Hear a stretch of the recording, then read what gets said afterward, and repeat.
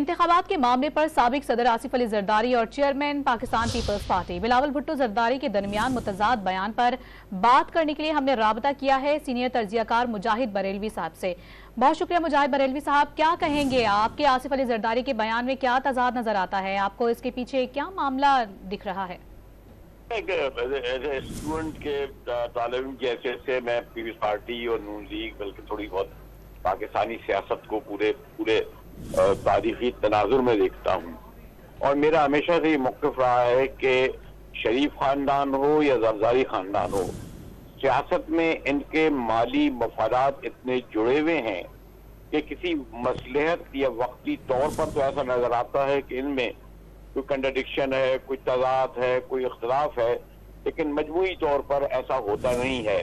मैं नहीं समझता। और पहले तो मैं ये जरा मेरे लिए एक जरा अचंभे की बात है, और शायद ये मैं जानना चाहूंगा कि उन्होंने कठपुतली किसे कहा। यानी जो अगर जरदारी साहब का इशारा है, ये सवाल आएगा क्या वो निगरां केयर टेकर को कह रहे हैं? यकीनन वही कठपुतली हो सकते हैं। इस वक्त तो इख्तियार में रहकर और कोई दूसरा तो नहीं हो सकता, नून लीग तो नहीं हो सकती। बिलावल साहब जिनकी पार्टी ने सीसीसी में करारदाद पास की थी नई मर्दमशुमारी और हल्काबंदियों की, अगर आपको याद होगा, जब नवाज शरीफ ने रखा था, फिर कैबिनेट ने भी पास किया।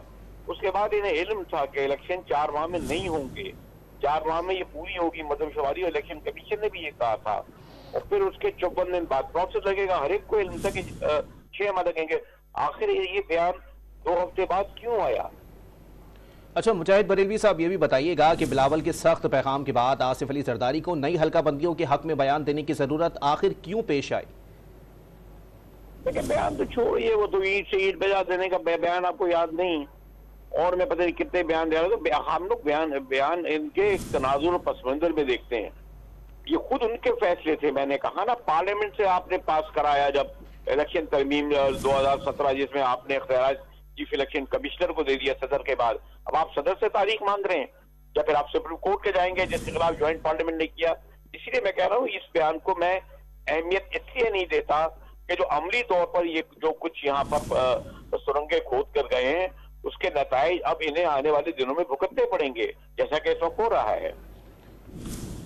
आपको बताएंगे इंतखाबात के मामले पर साबिक सदर आसिफ अली जरदारी और chairman people's party Bilawal Bhutto के दरमियान मुतजाद बयानात सामने आए हैं। हमारे साथ मौजूद थे सीनियर तजियाकार मुजाहिद बरेलवी साहब, आपका शुक्रिया।